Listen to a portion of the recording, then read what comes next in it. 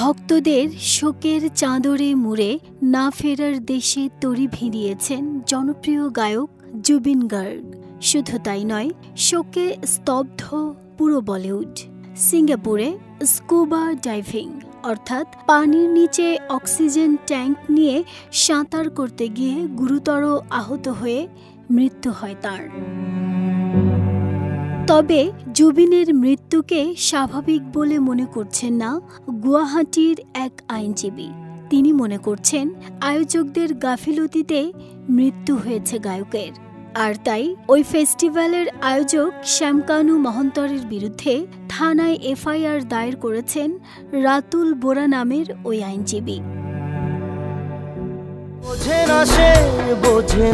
ভারতীয় সংবাদ মাধ্যম সূত্রগুলো বলছে, চতুর্থ নর্থ ইস্ট ফেস্টিভ্যালে যোগ দিতে সিঙ্গাপুর গিয়েছিলেন জুবিন। আইনজীবীর দাবি, গায়কের মৃত্যুর ঘটনায় রহস্য রয়েছে। তাঁর অভিযোগ, অনুষ্ঠানের যথাযথ পরিকাঠামো না থাকা সত্ত্বেও শ্যামকানু মহন্ত ইচ্ছে করে জুবিনকে সিঙ্গাপুরে নিয়েছেন। তাঁর ওই সিদ্ধান্তেই গায়কের মৃত্যু হয়েছে।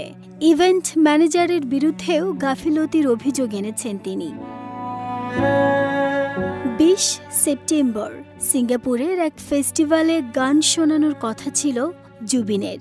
তার আগে অবসরটা বেশ উপভোগ করছিলেন তিনি, কিন্তু স্কুবা ডাইভিং করার সময় আহত হলে তড়িঘড়ি করে নিকটস্থ হাসপাতালে ভর্তি করানো হয় শিল্পীকে। কিন্তু ততক্ষণে সব শেষ। চিকিৎসাধীন অবস্থায় অকালেই শেষ নিঃশ্বাস ত্যাগ করেন তিনি। নাহিদা স্মৃতি, দেশ রূপান্তর।